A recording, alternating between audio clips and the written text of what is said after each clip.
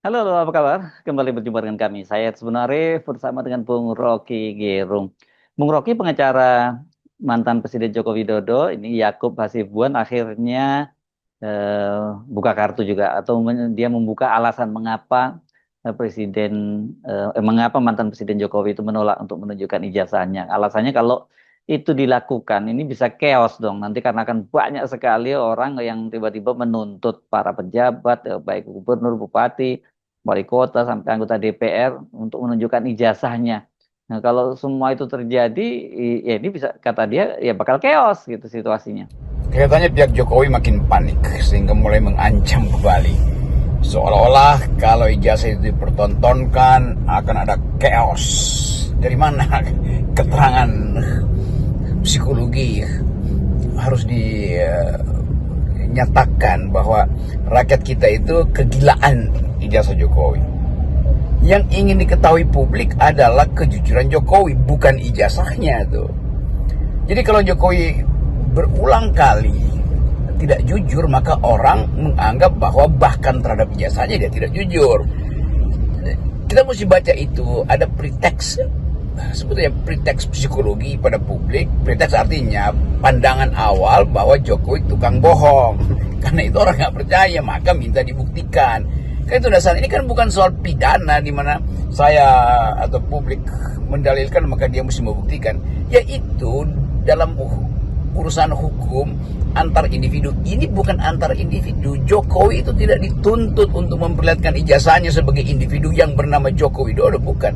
Tetapi sebagai kepala negara yang harus mengikuti prosedur administrasi negara. Jadi sekali lagi, filosofi ini nggak dipahami oleh lawyer-lawyer Jokowi.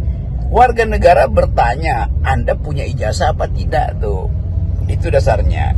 Kenapa mesti bertanya begitu? Kan nggak sopan bertanya begitu. Percaya aja lah bahwa Jokowi punya ijazah. Oh iya, percaya, tetapi reputasi Jokowi adalah pembohong. Kan itu dasarnya kan.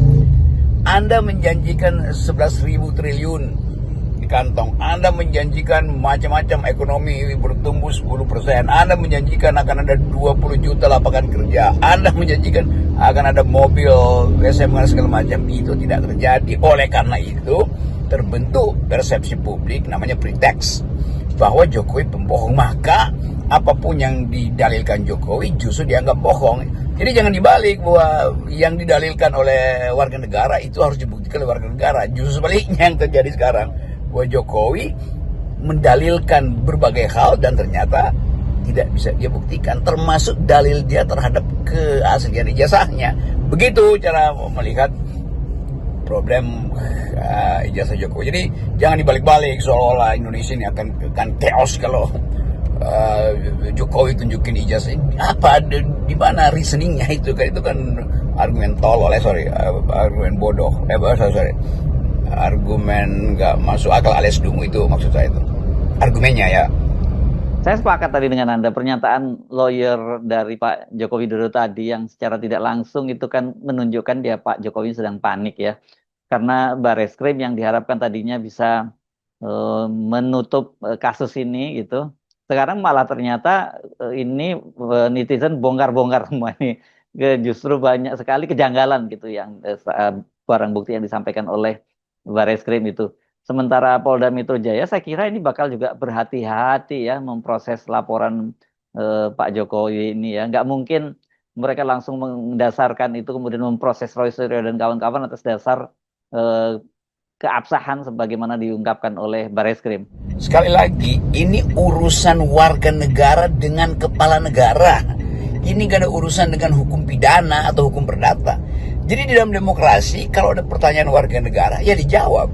Kalau ada keraguan warga negara, dijawab. Kalau ada kecurigaan warga negara, dijawab. Ngapain pakai jalur hukum? Kan Jokowi bisa bilang, ini ijazah saya tuh. Nanti sulit, nggak ada yang percaya, nggak ada urusan. Yang penting Jokowi udah bilang ini ijazah asli saya. Tetapi 2 tahun dia bikin kegaduhan dengan menyimpan kebohongan itu kan. Dan udah ada korbannya yang dipenjara. Jadi sekali lagi mesti dijernihkan cara orang berdemokrasi. Pertanyaan warga negara terhadap kepala negara adalah pertanyaan pemilik kedaulatan terhadap pemegang representasi kedaulatan itu. Bahkan Jokowi bukan representasi kedaulatan, dia pesuruh dari kedaulatan rakyat. Nah, majikannya adalah rakyat. Jadi rakyat minta, mana KTP-mu? Kamu kan bekerja pada saya. Ini KTP-nya Pak. Begitu majikan bertanya pada pegawainya, kan itu dasarnya. Jadi Jokowi ada pegawai dari kedaulatan rakyat, maka rakyat bertanya, mana ijazahmu tuh, jangan dilaporkan balik. Ini warga negara menuduh saya tidak punya ijazah. Loh, Anda memang mesti terangkan pada warga negara. Itu pengertian dasar dalam demokrasi, bahwa kedaulatan itu ada di tangan rakyat yang bertanya pada kepala negara yang dipilih oleh rakyat, kan dasarnya itu. Tapi kalau nanti dikatakan ya, tapi semua orang bisa heboh dong, semua orang akan nuntut, tunjukkan ijazahmu. Nanti antar individu mana saya tuduh anda pendusta, maka anda mesti buktikan. Nggak akan ada itu terjadi.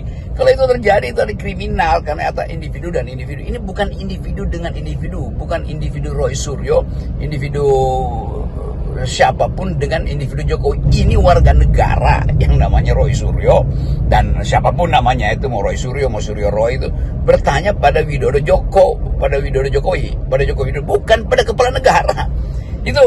Itu perspektifnya begitu cara melihatnya. Jadi tidak mungkin semua orang Indonesia akan saling menagih, nggak ada urusan itu. Hanya karena kepentingan pembuktian administrasi negara, maka warga negara bertanya pada kepala negara.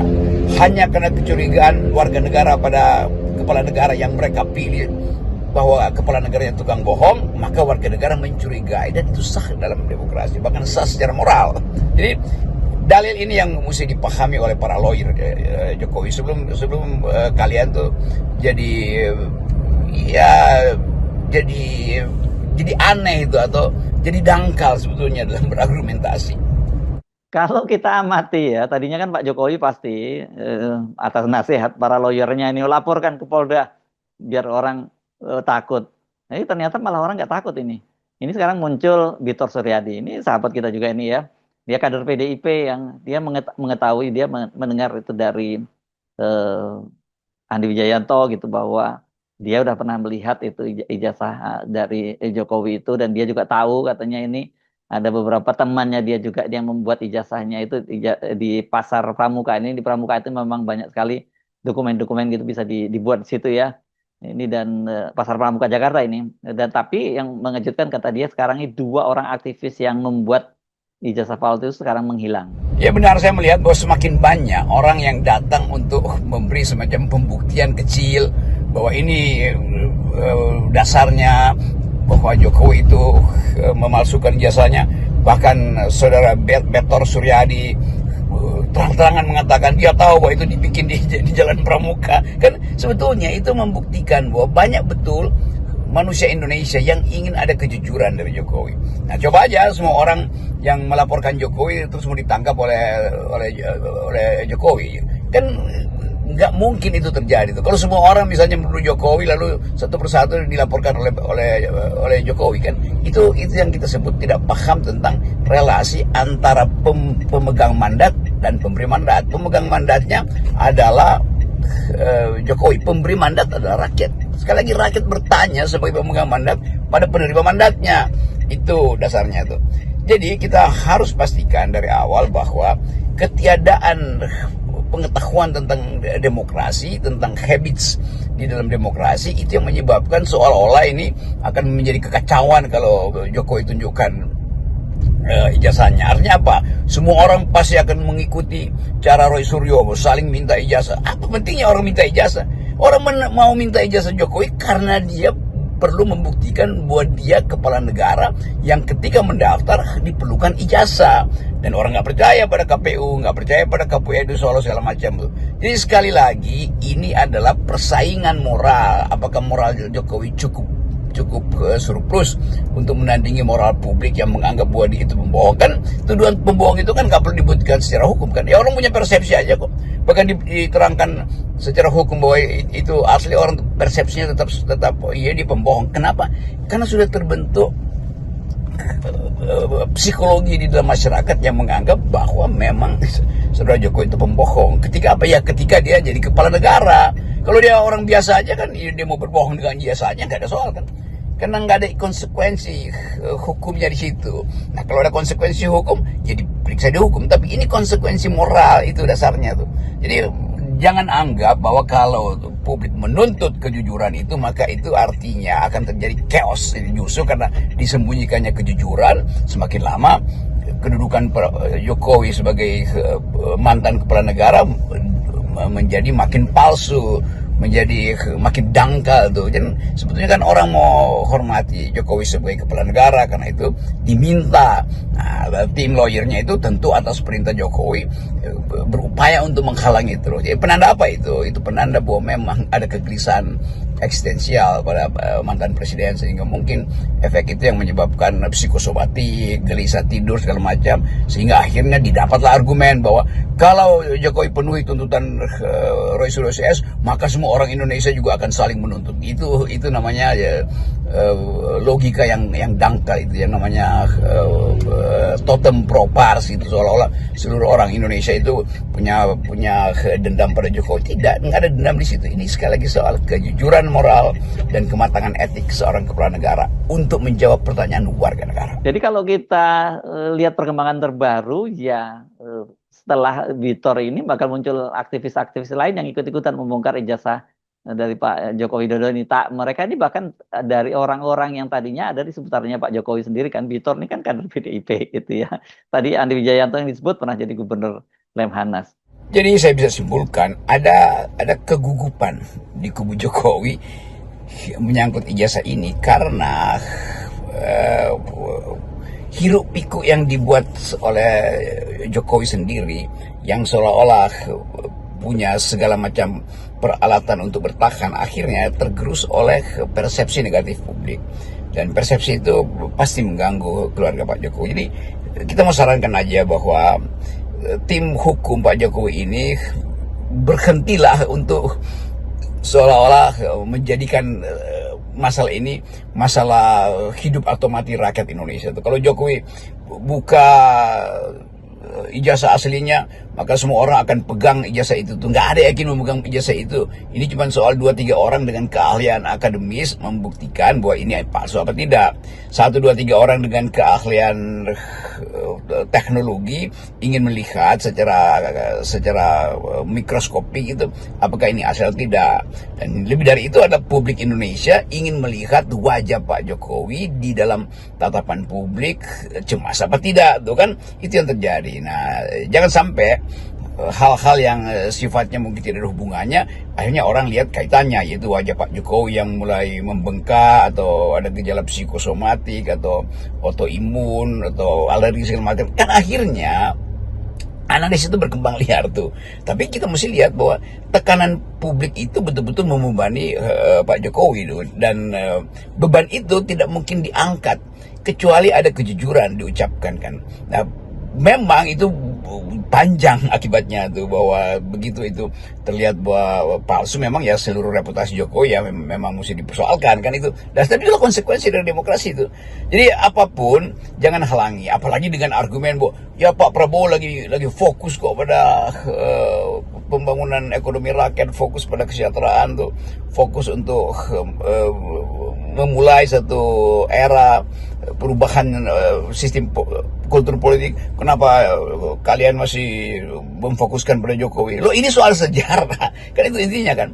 Jadi seolah-olah kalau ijazah Pak Jokowi dipersoalkan, maka berantakan nanti konsolidasi program Pak Prabowo. Nggak ada urusan, itu beda sama sekali itu.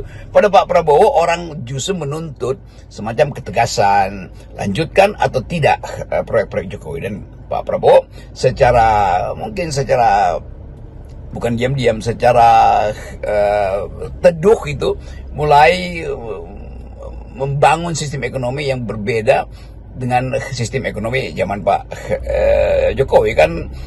Dalam 1-2 minggu ini kan soal Sumitronomics itu, yang intinya adalah ekonomi rakyat, koperasi dan seterusnya, itu diaktifkan oleh Presiden Prabowo, dan itu bukan ide lanjutan dari Presiden Jokowi tentu saja tuh.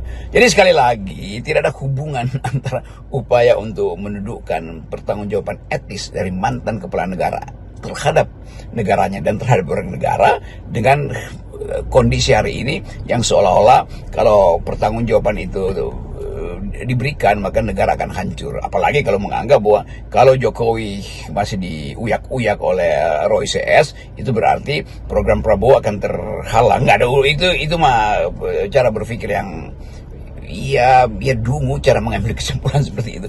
Jadi sekali lagi kita coba pahami bahwa kecemasan publik itu justru diletakkan pada pundak dan pertanggungjawaban moral Jokowi, dan moral Jokowi itu makin lama makin defisit karena tidak mampu untuk memperlihatkan semacam urgensi kejujuran, sementara pihak yang menuduh itu makin lama makin punya moral standing. Roy CS itu akhirnya punya moral standing karena makin banyak orang yang menganggap bahwa memang dia bohong. Jadi apapun yang sudah jadi keriuhan selama ini, tetap Pak Jokowi yang memulai kegaduhan ini karena beliau menyembunyikan kejujuran, bahkan memenjarakan dua warga negara hanya karena mereka mendalilkan bahwa Jokowi ijazah palsu, tanpa ijazah itu pernah diperlihatkan di pengadilan. Jadi korban-korban itu sudah korban-korban dari kegaduhan yang dibuat oleh Jokowi sendiri. Saya kira itu, kita jujur menjelaskan itu di FNN karena kita tidak ingin Presiden Jokowi melalui